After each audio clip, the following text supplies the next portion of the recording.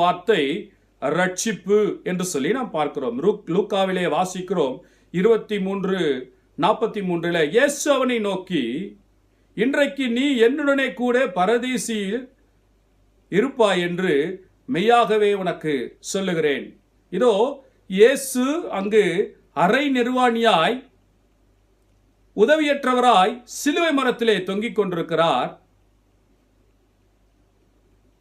அவரை பார்த்து ஒரு கள்ளன் கேட்கிறான், ஆண்டவரே, உடைய ராஜ்யத்திலே வரும் பொழுது என்னை நினைவு கூறும் என்று.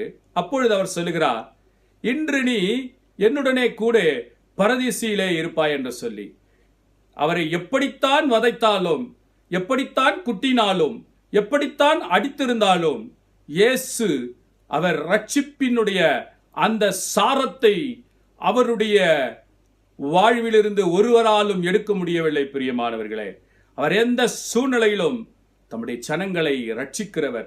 இயேசு என்ற பெயருக்கு தம்முடைய ஜனங்களை மீட்டு ரட்சிக்கிறவர் என்ற அர்த்தம். அதிலிருந்து அவர் சாகும் வரைக்கும் மாறாதவராகவே காணப்படுகிறார். ஆகையினால்தான் இங்கு அவர் சொல்லுகிறார், அந்த திருடனை பார்த்து, இன்று என்னுடனே கூட நீ பரதீசிலே இருப்பாய் என்று சொல்லி. எபேசியர் 1:7 வாசிக்கிறோம்,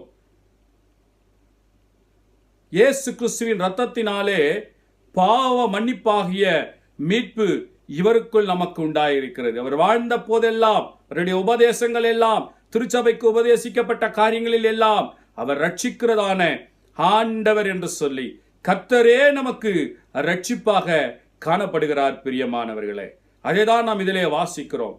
யோவான் 1:12 வாசிக்கிறோம், அவருடைய நாமத்தின் மேல் விசுவாசம் உள்ளவர்களாய் அவரை ஏற்றுக்கொண்டவர்கள் அவருடைய பிள்ளைகளாக ஆகும்படிக்கு அவர்களுக்கு அதிகாரம் கொடுத்திருக்கிறதை நாம் பார்க்கிறோம். பிரியமானவர்களே, ஆம், நம்முடைய ஆண்டவர் யார்? அவரே ரட்சிப்பு. கர்த்தரே ரட்சிப்பு.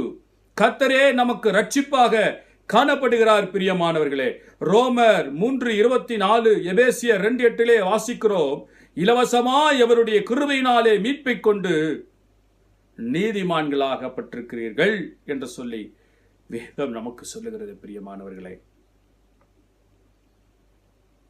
கர்த்தரே நமக்கு ரட்சிப்பாக காணப்படுகிறார். அது மாத்திரமல்ல, கர்த்தரால் தான் நமக்கு ரட்சிப்பு வருகிறது. கர்த்தரே ரட்சிப்பாய் இருக்கிறார். கர்த்தரால் தான் நமக்கு ரட்சிப்பு வருகிறது. கர்த்தர் ரட்சிப்பாய் இருந்தால் கூட சில வேளைகளில் தேவ பிள்ளைகள் விடுதலை ஆவதற்காக, ஒரு சில காரியங்களில் இருந்து மீட்பு பெறுவதற்காக